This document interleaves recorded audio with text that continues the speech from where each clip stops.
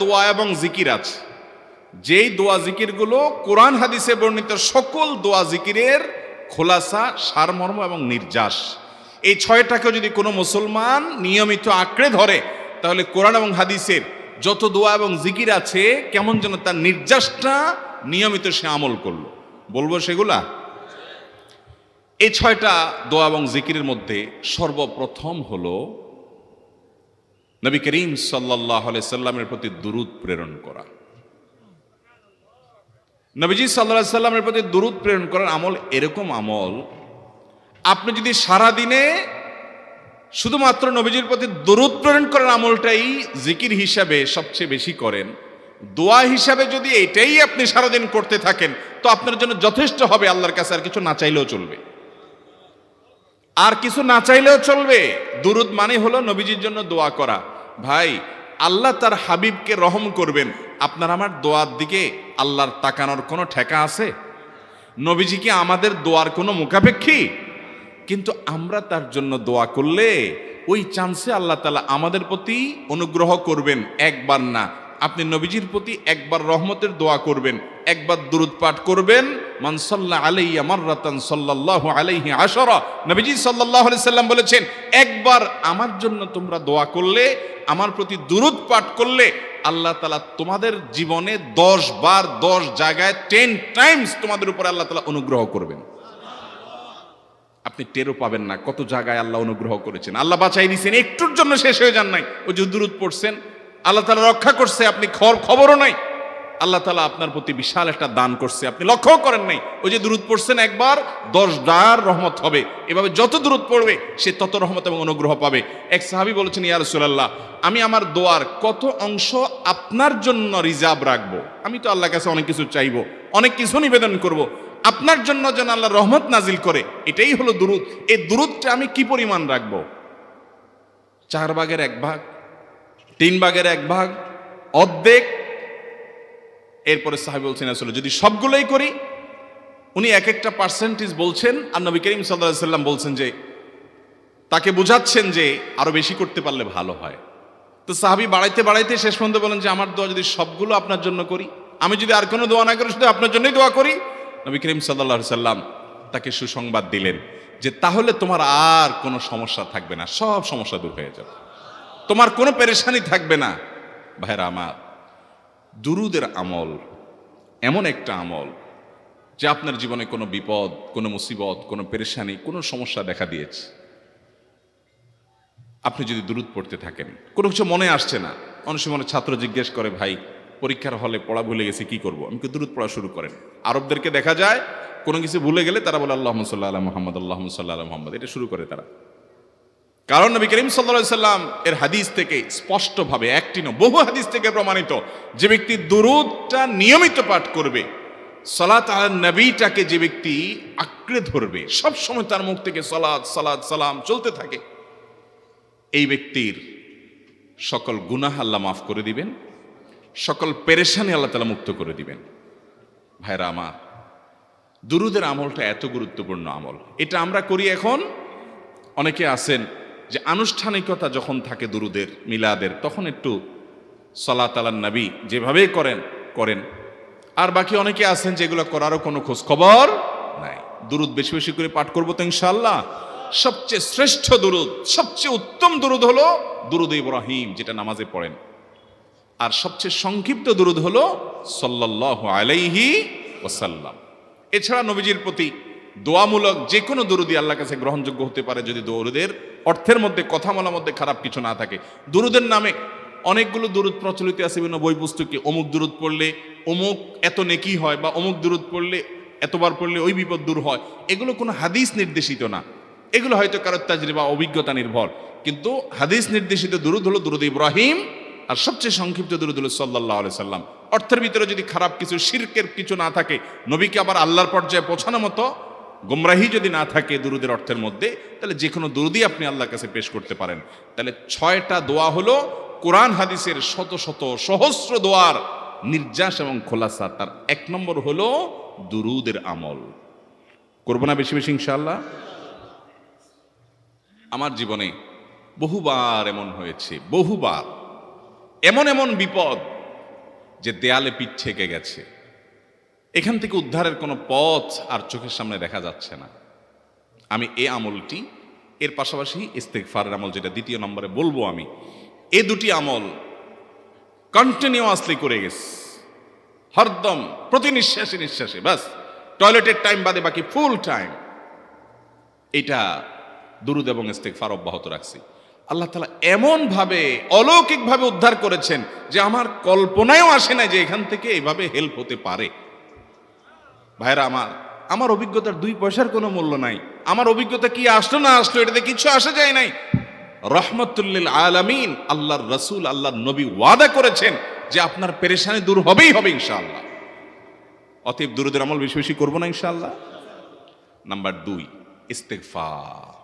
ইস্তেগফার ইস্তেগফার এটাও বেশি বেশি করতে হবে, দুরূদও বেশি বেশি করতে হবে। দুরূদের ব্যাপারে নবী করিম সাল্লাল্লাহু আলাইহি সাল্লাম এক হাদিসে বলেছেন, আকসিরু আলাইয়া মিনাস সালাতি মিন ইয়াউমিল জুমআতি ওয়া লাইলাতিল জুমআহ।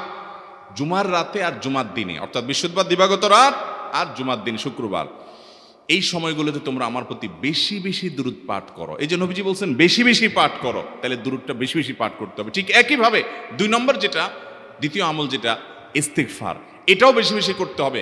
কারণ ইস্তেগফার সম্পর্কে কোন হাদিসের ভাষ্যের মধ্যে মান লাজিমাল ইস্তেগফার ভাষ্য এসেছে, অর্থাৎ যে ব্যক্তি ইস্তেগফারকে আঁকড়ে ধরবে, এটাকে কন্টিনিউয়াসলি করবে, ইস্তেগফার কখনো ছাড়বে না, সবসময় তার মধ্যে ইস্তেগফার অব্যাহত থাকবে, ওই ব্যক্তিকে আল্লাহ রাব্বুল আলামিন বিভিন্ন পেরেশানি থেকে সারপ্রাইজড হওয়ার মতো এমন এমন পথ বের করে দিবে যে সে চিন্তাও করে নাই, তার পেরেশানি থেকে মুক্তির পথ আল্লাহ তাআলা দেখায় দিবেন। ইস্তেগফার কিভাবে করবেন ভাই? ইস্তেগফার এমন একটা আমল, এটা ছাড়া তো আমাদের উপায় নাই ভাই।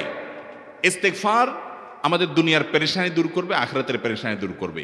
দুনিয়ার পেরেশানি আমাদের বিপদ আপদ মুসিবত এগুলো, রিজিকের অনটন অভাব এগুলা, আর আখিরাতের পেরেশানি হলো আমাদের পাপ গুনাহ এগুলা। কোরআনে কারিমে আল্লাহ রাব্বুল আলামিন সূরা নূহের মধ্যে আল্লাহ নবী নূহ আলাইহিস সালাম তার সম্পর্কে বলছেন, ফাকুলতুস্তাগফিরু রাব্বাকুম ইন্নাহু কানা গাফফারা ইউরসিলিস সামাআ আলাইকুম মিদরারা ওয়া ইউমদিদুকুম বিআমওয়ালিন ওয়া বানিন ওয়া ইয়াজআল লাকুম জান্নাতিন ওয়া ইয়াজআল লাকুম আনহারা। তিনি বলেন, আমি বলেছি আমার জাতিকে তোমরা ইস্তেগফার করো, আল্লাহর কাছে ইস্তেগফারটা করতে থাকো। রুটি রুজি নাই, চাকরি নাই, ইনকাম নাই, ব্যবসা খারাপ যাচ্ছে, পেরেশানি হচ্ছে, ইস্তেগফার ধরো, কি হবে? ইন্নাহু কানা গাফফারা। যদি ইস্তেগফার করো, 1 নম্বর লাভ হলো আল্লাহ মাফ করে দিবেন গুনাহ। ইউরসিলিস সামাআ আলাইকুম মিদরারা, যাতে ফসল ভালো হয়, রিজিক ভালো হয়, সেই ব্যবস্থা আল্লাহ করবেন। ওয়া ইউমদিদুকুম বিআমওয়ালিন ওয়া বানিন, ছেলে মেয়ে হয় না অথবা ভালো ছেলে মেয়ে নাই, আল্লাহ তাআলা নেক সন্তান দিয়ে তোমাকে শক্তিশালী করবেন, সম্পদ দিয়ে শক্তিশালী করবেন। ওয়া ইয়াজআল লাকুম জান্নাতি ওয়া ইয়াজআল লাকুম আনহারা, আল্লাহ তাআলা প্রসবন দিবেন, ফসল দিবেন, বরকত দিবেন রুজিতে। কিসের মাধ্যমে? ইস্তেগফার। কিসের মাধ্যমে ভাই? ইস্তেগফার। আহা, ইস্তেগফারের আমল আমাদের দেশে মানুষ আমরা জানি না ভাই। এটি সারাক্ষণ তারা অবসর সময়গুলোতে ইস্তেগফার করতে থাকে, আস্তাগফিরুল্লাহ ওয়া আতুবু ইলাইহি, আস্তাগফিরুল্লাহ আস্তাগফিরুল্লাহ। মানে কি? আল্লাহর কাছে আমি ক্ষমা প্রার্থনা করি, আল্লাহর কাছে আমি মাপ চাই, আল্লাহর কাছে আমি তওবা করি, আল্লাহর দিকে আমি ধাবিত হই, আল্লাহর কাছে আমি ফিরে যাই, আস্তাগফিরুল্লাহ আস্তাগফিরুল্লাহ। আপনি বসে আছেন নিরিবিলি, ভাইরা আমার, এখন আর নিরিবিলি বলতে কোনো সময় নাই, এখন আর ফ্রি টাইম নাই, এখন আর আমাদের অবসর টাইম নাই। আস্তাগফিরুল্লাহ কখন বলবো? মোবাইল টিপতে টিপতে টিপতে টিপতে, ফেসবুকের নোটিফিকেশন দেখতে দেখতে দেখতে, লাইক কমেন্ট গুনতে গুনতে আমাদের এখন কোনো ফুরসত নাই। বাহিরে তো নাই, টয়লেটে গেলেও তখন আমাদের ব্যস্ততা মোবাইল নিয়ে, ফেসবুক নিয়ে, ঘুমাইতে গেলেও আমাদের ব্যস্ততা। ও ভাই আমার, অথচ আমার হায়াত শেষ হয়ে যাচ্ছে, আমল নামার শূন্য খালি, ফেসবুক টিপাটিপিতে পরিপূর্ণ। আল্লাহর কাছে কি নিয়ে যাবেন? ইস্তেগফার করবেন তো ইনশাআল্লাহ? অবসর সময় ইস্তেগফার করবেন তো ইনশাআল্লাহ? নিরিবিলি আছেন, একাকী আছেন, ইস্তেগফার চালায় দেন। 10 সেকেন্ড টাইম পাইছেন, ইস্তেগফার শুরু করে দেন। ডাক্তারের কাছে গেছেন, ওয়েটিংয়ে আছেন, বসে আছেন, ইস্তেগফার করতে থাকেন। সিরিয়াল আছেন কোনো কাজের, ইস্তেগফার করতে থাকেন। ডিউটিতে যাচ্ছেন, গাড়িতে, বাইসাইকেলে, বাইকে, যে কোনোভাবে পায়ে হেঁটে ইস্তেগফার করতে থাকেন। যে কোনো অবসরের সময়গুলোকে ইস্তেগফার দিয়ে পরিপূর্ণ করে দেন। ভাইরা আমার, ইস্তেগফার সকল সমস্যার সমাধান। ইস্তেগফারের ভিতরে সবচেয়ে শ্রেষ্ঠ ইস্তেগফার হলো সাইয়্যিদুল ইস্তেগফার। সাইয়্যিদুল ইস্তেগফারটা যদি মুখস্থ না পারেন, অন্তত লিখিত ভার্সনটা পড়েন। সাইয়্যিদুল ইস্তেগফারের যে অর্থ, এটার যে মর্ম, বড় হৃদয়গ্রাহী ভাই, বড় মর্মস্পর্শী। ইমানদার এটার অর্থের দিকে তাকায় যদি পড়ে, তো তার অন্তর না গলে পারে না।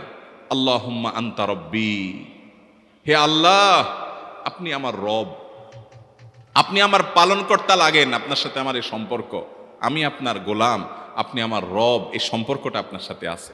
আল্লাহুম্মা আনতা রব্বি লা ইলাহা ইল্লা আন্ত, ও আল্লাহ আপনি ছাড়া আমার ইবাদত, আমার গোলামি, আমার দাসত্ব, উপাসনার উপযুক্ত আর কেউ নাই। আল্লাহুম্মা আনতা রব্বি লা ইলাহা ইল্লা আন্ত খালাকতানি, আপনি আমাকে সৃষ্টি করেছেন, ওয়া আনা আবদুক, আল্লাহ আমি আপনার গোলাম। দেখেন কিভাবে আল্লাহর সাথে সম্পর্কটার কথা বলা হচ্ছে মুহাব্বতের সাথে। খালাকতানি ওয়া আনা আবদুক, আল্লাহ আপনি আমাকে সৃষ্টি করেছেন আর আমি আপনার গোলাম। ওয়া আনা আলা আহদিকা ওয়া ওয়া'দিকা মাস্তাতা'তু, আল্লাহ আপনার সাথে যে অঙ্গীকার করেছিলাম, আলাস্তু বিরব্বিকুম, আপনি জিজ্ঞেস করেছেন, আলমে আরওয়াহাতে আমরা বলেছি বালা, হ্যাঁ আপনি আমার রব।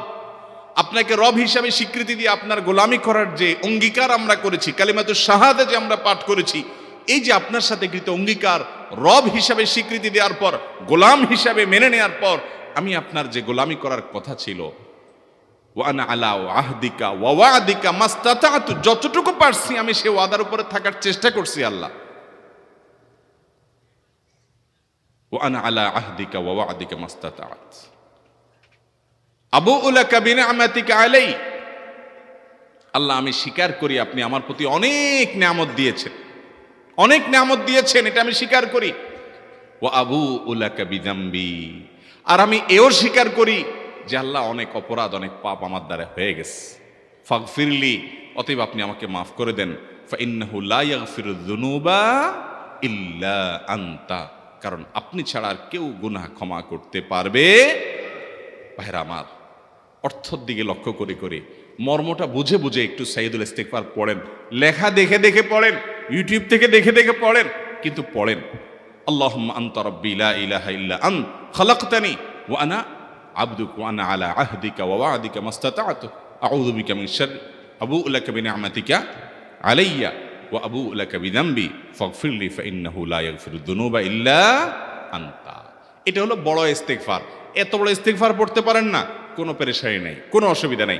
সবচেয়ে ছোট ইস্তেগফার হলো আস্তাগফিরুল্লাহ, আস্তাগফিরুল্লাহ, আস্তাগফিরুল্লাহ। আল্লাহ আপনার কাছে ক্ষমা চাই, কত ভুল হয়ে যায়, কত অন্যায় হয়ে যায়। ভাইরা আমার, এটা হলো রিমুভার। ভুল করে কিছু লিখছেন, রিমুভ করে ফেলছেন, শেষ হয়ে গেছে। আপনি ঘন ঘন ইস্তেগফার পড়তে থাকেন, অগণিত ভুল হয়, অগণিত ত্রুটি হয়, বারবার ইস্তেগফার এগুলোকে সবগুলোকে শেষ করে দেয়।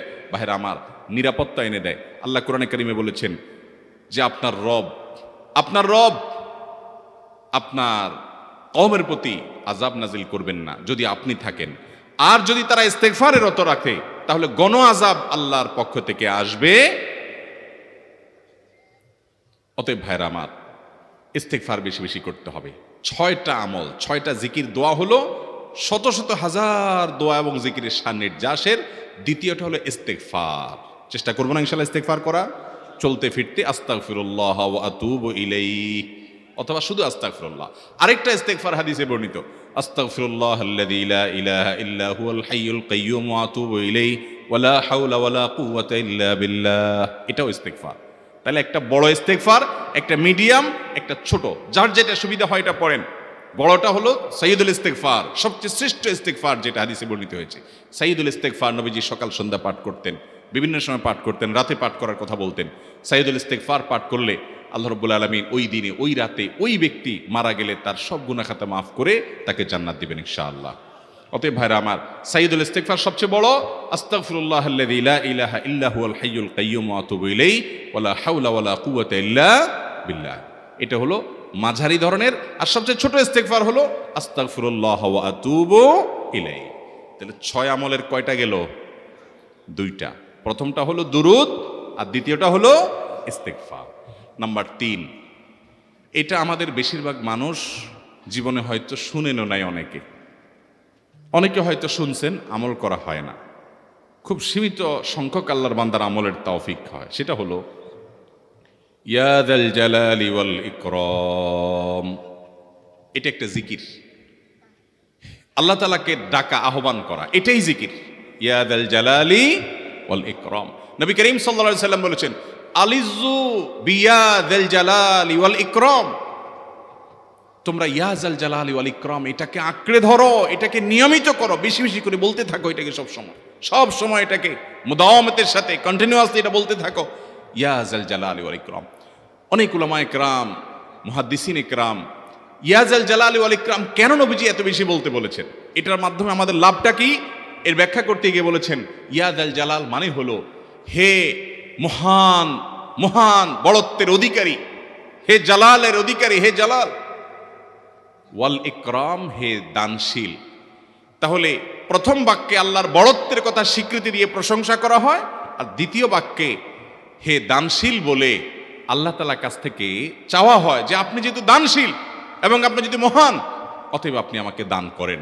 এটা ডাকলেই, আল্লাহকে এই বলে ডাকলেই চাওয়া হয়ে যায়। এই জন্য বেশি বেশি করে ইয়া যাল জালালি ওয়াল ইকরাম পড়তে হবে। অনেকে হয়তো নতুন শুনেছেন, আজকে থেকে শুরু করে দিবেন ইয়া যাল জালালি, সকাল বিকাল মনে থাকে না তো লিখে লিখে ওয়ালে টাঙ্গায়া দেন। বাসা বাড়িতে এমন জায়গায় লিখে রাখেন তাকাইলে নজরে পড়ে, কারণ মোবাইলে আমাদেরকে সবকিছু ভুলায় দেয়, দুনিয়ার ব্যস্ততা সব ভুলায় দেয়। এই জন্য বেশি বেশি ইয়া যাল জালালি ওয়াল ইকরাম পড়বো। 3টা হয়ে গেল। নাম্বার 4 নম্বর যে দোয়া এবং জিকির করতে নবী করিম সাল্লাল্লাহু আলাইহি সাল্লাম সব সময় আমাদেরকে উৎসাহ দিয়েছেন, অনুপ্রেরণা দিয়েছেন।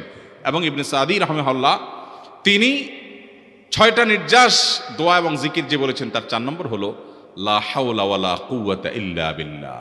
লা হাওলা ওয়ালা কুওয়াতা ইল্লা বিল্লাহ। লা হাওলা ওয়ালা কুওয়াতা ইল্লা বিল্লাহ, এটা হলো সারেন্ডার করা, আল্লাহর কাছে সারেন্ডার করা, আত্মসমর্পণ করা। মানে আল্লাহ ছাড়া কোনো ভালো কাজ করার ক্ষমতা কারণ নাই, করার তৌফিক দেওয়ার ক্ষমতা কারণ নাই, আর পাপ থেকে বাঁচানোরও ক্ষমতা কারণ নাই। এই জন্য আমি কেমন যেন আল্লাহর কাছে সারেন্ডার করছেন, লা হাওলা ওয়ালা কুওয়াতা ইল্লা বিল্লাহ। কোন অবস্থা, কোন সামর্থ্য, এগুলো কারোর কাছে নাই, শুধুমাত্র কার কাছে আছে? আল্লাহর কাছে আছে। এই অর্থ বুঝে আপনি লা হাওলা ওয়ালা কুওয়াতা ইল্লা বিল্লাহ বেশি বেশি পাঠ করবেন। নবী করিম সাল্লাল্লাহু আলাইহি সাল্লাম বলেছেন, তোমাদেরকে কি আমি জান্নাতের একটা ভান্ডারের খবর দিব, যেটা জান্নাতের ভান্ডার, সওয়াব টওয়াব না, সাধারণ অল্প স্বল্প সওয়াব না, পুরো জান্নাতের ভান্ডারের সন্ধান দিয়ে দিব। সাহাবা ইকরাম তো চাইতেনই সেটা। নবীজি সাল্লাল্লাহু আলাইহি সাল্লাম তখন বলেছেন যে লা হাওলা ওয়ালা কুওয়াতা ইল্লা বিল্লাহ, এটা হলো কানজুম মিন কুনুজিল জান্নাহ, জান্নাতের ভান্ডার সমূহের মধ্যে থেকে একটা বড় ভান্ডার হলো লা হাওলা ওয়ালা কুওয়াতা ইল্লা বিল্লাহ। অতএব এই আমলটাও বেশি বেশি করবেন। 4 নম্বর আমল হয়ে গেল। দুরুদের আমল 1, ইস্তিগফার আমল 2, ইয়া যাল জালালি ওয়াল ইকরাম 3, লা হাওলা ওয়ালা কুওয়াতা ইল্লা বিল্লাহ। কয়টা হলো? 4। 5 নম্বর আমল হলো দোয়া ইউনুস। দোয়া ইউনুস জানা আছে তো? লা ইলাহা ইল্লা আনতা সুবহানাকা ইন্নী কুনতু মিনাজ জালিমিন। ভাইরা আমার, অর্থের দিকে তাকায়া মাঝে মধ্যে মোবাইল টোবাইল সব ফালায় রেখে একটু আল্লাহর সাথে কথা বলবেন, আল্লাহর সাথে একটু কানেক্টেড হওয়ার চেষ্টা করবেন, আল্লাহর সাথে একটু সংযুক্ত হওয়ার চেষ্টা করবেন। ডিসকানেক্টেড তো পুরো লাইফটা কাটাই দিলেন, একটু কানেক্টেড হওয়ার চেষ্টা করেন। প্রতিদিন কিছু সময় বসে একটু জিকির করেন, চলতে ফিরতে একটু আল্লাহকে সময় দেন।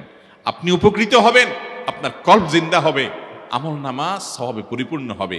লা ইলাহা ইল্লা আনতা সুবহানাক ইন্নী কুনতু মিনাজ জালিমিন। অর্থের দিকে তাকান, কত মর্মস্পর্শী।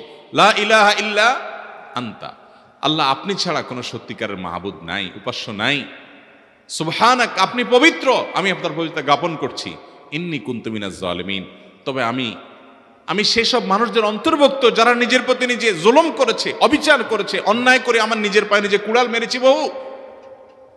অতএব আপনি আমাদের প্রতি রহম করেন।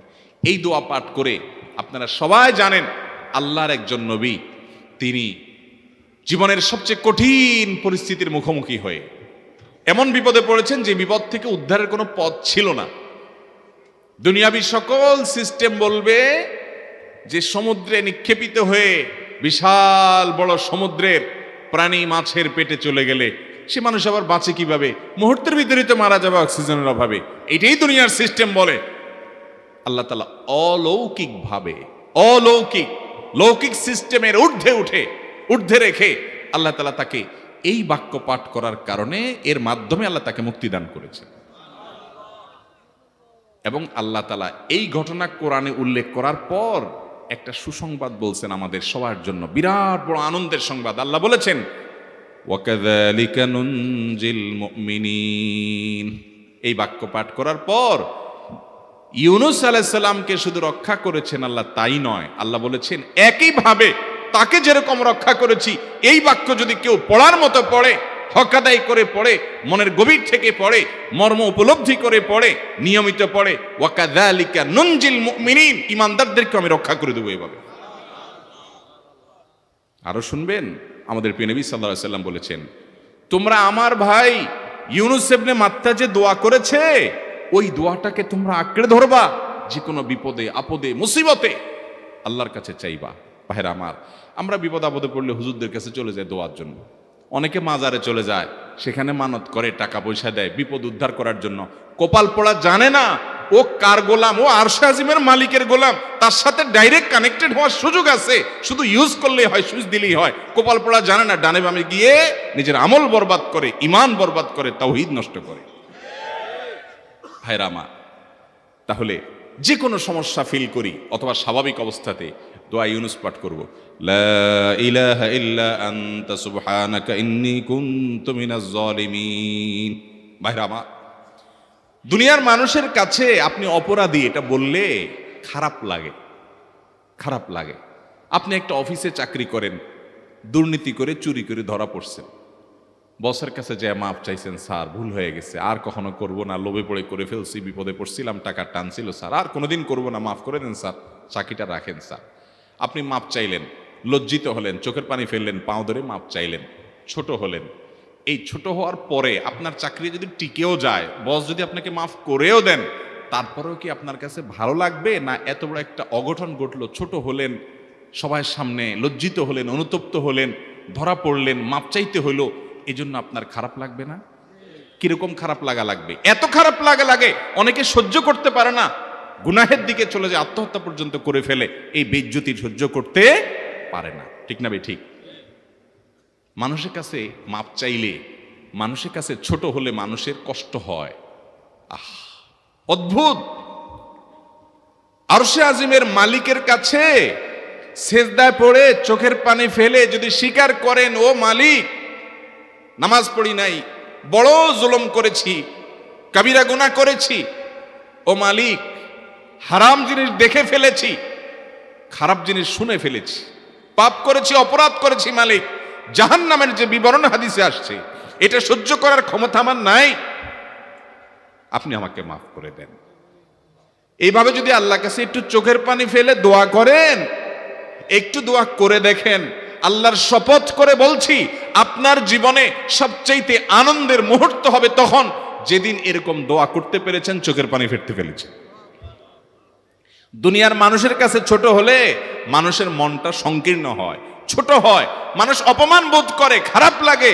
মালিকের কাছে যদি কেউ মাপ চায়, চোখের পানি ফেলে, ইস্তেগফার করে, ছোট হয়, তাহলে তার অন্তরে আরো আনন্দ অনুভব হয়। সালহাতু সঙ্গে বুদি দিল খরাশ, আজমোদে এক জামানা খাকে বাস। পাথর হয়ে বহুকাল ছিলে ভাই, কিছু কালের জন্য একটু মাটি হও, আসো, একটু মাটি হয়ে দেখো। পাথর হয়ে তুমি যতটা আনন্দিত হয়েছ, পুলকিত হয়েছ, পরিতৃপ্ত হয়েছ, আরশে আজিমের মালিকের শপথ করে বলছি, আল্লাহর কাছে মাটি হয়ে, ছোট হয়ে, তুচ্ছ হয়ে, অপমানিত হয়ে, ক্ষমা চেয়ে, ইস্তেগফার করে তুমি যখন লা ইলাহা ইল্লা আনতা সুবহানাকা ইন্নী কুনতু মিনাজ জালিমিন, নিজে পাপ করেছো এটা স্বীকার যখন করবে, তখন আল্লাহ তাআলা শুধু মাফ করবেন না, তোমাকে ঈমানের স্বাদ দিবেন, তুমি সাথে সাথে অন্তরে সেটা অনুভব করবা। ভাইরা আমার, আল্লাহর দিকে ধাবিত হব তো ইনশাআল্লাহ? গুনাহের, পাপের, অপরাধের পথ ছেড়ে আসবো তো ইনশাআল্লাহ? লা ইলাহা ইল্লা আনতা সুবহানাকা ইন্নী কুনতু মিনাজ জালিমিন।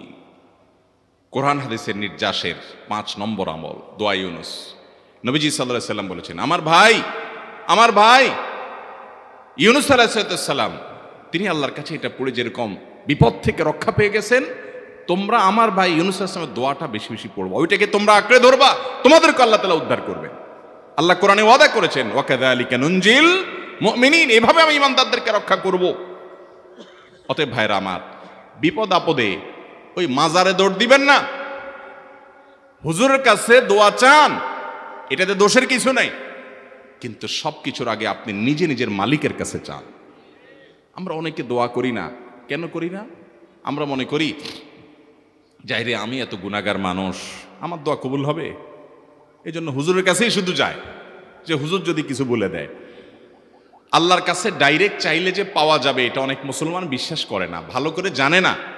ভাইরা আমার, আল্লাহ কোরআনে বলেছেন, উদউনি আস্তাজিব লাকুম, তোমরা আমার কাছে দোয়া করো, আমি কবুল করব। ওয়াদা করেছেন আল্লাহ তাআলা। আমার রব কি ওয়াদার খেলাফ করে? আমাদের রব ওয়াদার খেলাফ করে?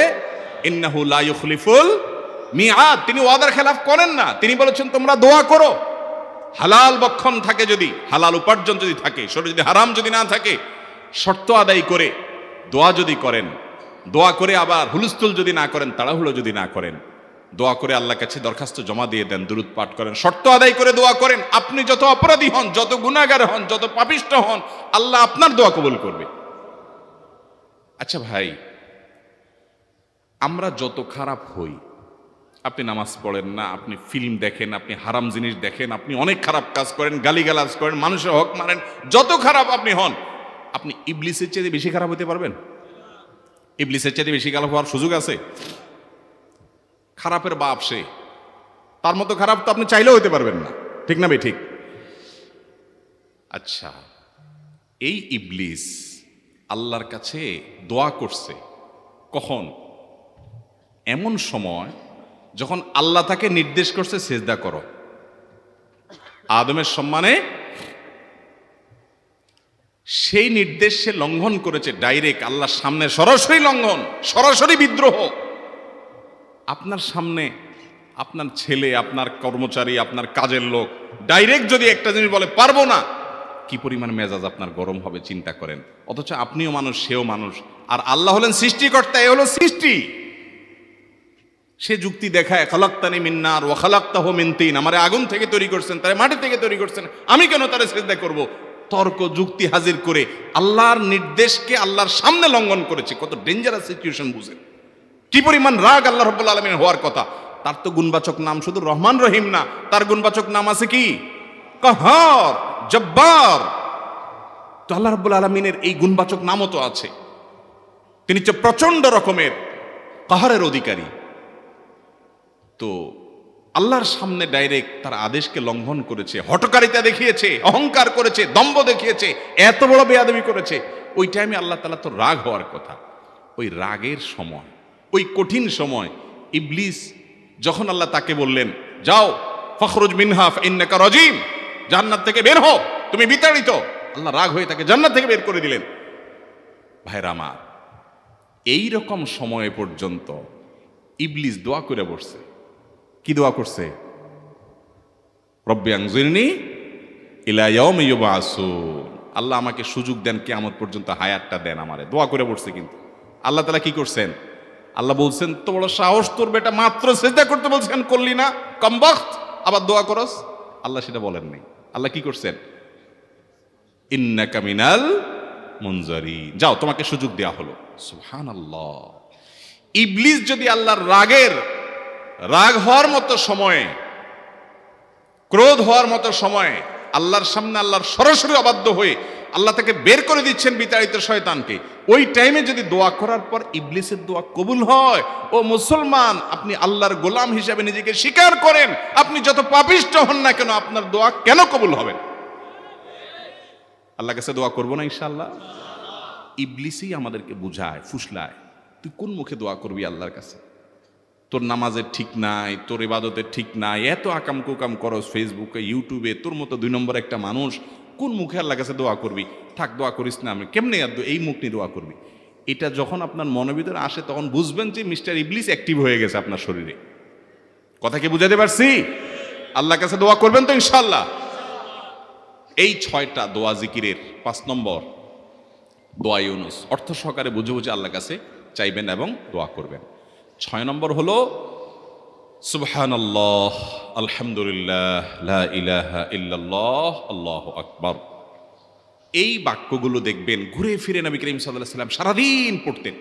5 ওয়াক্ত নামাজের পরে 33 বার দেখবেন। আবার দেখবেন সকাল সন্ধ্যায় সুবহানাল্লাহি ওয়া বিহামদি 100 বার, সুবহানাল্লাহি ওয়াল হামদুলিল্লাহি আল্লাহু আকবার 100 বার। আবার এগুলো মাঝে মধ্যে 10 বার, রাতের শোয়ার সময় 33, 34 বার। বিভিন্ন সময় দেখবেন ঘুরে ফিরে এই সুবহানাল্লাহ, আলহামদুলিল্লাহ, লা ইলাহা ইল্লাল্লাহ, আল্লাহু আকবার, এগুলো একটা মিজানের পাল্লাকে পরিপূর্ণ করে দেয়। কোনোটা আসমান এবং জমিনের মধ্যবর্তী জায়গায় সওয়াব দিয়ে পরিপূর্ণ করে দেয়। এত বেশি ফজিলতপূর্ণ জিকির। এই জন্য পুরো কোরআন হাদিসের দোয়া এবং জিকিরের নির্যাসের শেষ এবং 6 নম্বর হলো বেশি বেশি করে দিন রাত 24 ঘন্টা যখন সুযোগ পাবেন, যেখানে যেখানে হাদিসে যে সংখ্যা বলা আছে ওটাতে করবেনই, ওর বাইরেও বেশি বেশি করে সুবহানাল্লাহ, আলহামদুলিল্লাহ, লা ইলাহা ইল্লাল্লাহ, আল্লাহু আকবার বেশি বেশি করবো না ইনশাআল্লাহ। আবারও বলছি, পুরো কোরআন হাদিসের দোয়া এবং জিকিরের নির্যাস 6টির একটি হলো, এটি ইবনে সাঈদী রাহিমাহুল্লাহর গবেষণা, তার গবেষণার আলোকে তিনি এটা পেশ করেছেন। এটি আবার কোন হাদিস থেকে নির্যাস বের করে দেওয়া হয়েছে সে নয়, এটা একজন মুফাসসিরের গবেষণা। তিনি বলেছেন কোরআন হাদিসে যত দোয়া বলা হয়েছে সবগুলার মর্ম কথা এর মধ্যে চলে আসে। তাছাড়া নবী সাল্লাল্লাহু আলাইহি সাল্লাম এবং কোরআনে এইগুলাকে বেশি বেশি করতে বলেছেন। আলিজ্জু, আকসিরু, মান লাজিমা, এই শব্দগুলো ব্যবহার করা হয়েছে। এই জন্য এগুলো বেশি বেশি করে করতে হবে। এই যে শেষেরটা নবী সাল্লাল্লাহু আলাইহি ওয়াসাল্লাম সবসময় বিভিন্ন জায়গায় করতেন। আবারও বলছি, নাম্বার 1 দুরুদ, নাম্বার 2 ইস্তিগফার, নাম্বার 3 ইয়া যাল জালালি ওয়াল ইকরাম, নাম্বার 4 লা হাওলা ওয়ালা কুওয়াতা ইল্লা বিল্লাহ, জান্নাতের ভান্ডার এটা, নাম্বার 5 লা ইলাহা ইল্লা আনতা সুবহানাকা ইন্নী কুনতু মিনাজ জালিমিন, বিপদ না আসলেও স্বাভাবিক অবস্থায় পড়বেন। নাম্বার 6 সুবহানাল্লাহি ওয়াল হামদুলিল্লাহি ওয়া লা ইলাহা ইল্লাল্লাহু আল্লাহু আকবার। নিয়মিত করব তো ইনশাআল্লাহ। আল্লাহ আমাকে আপনাকে আমাদের সবাইকে আমল করার তৌফিক দান করুন, সব সময় জিকিরের মধ্যে থাকার তৌফিক দান করুন। জাযাকুমুল্লাহু খায়রা ওয়া আখিরু দাওয়ানা আলহামদুলিল্লাহি রাব্বিল আলামিন।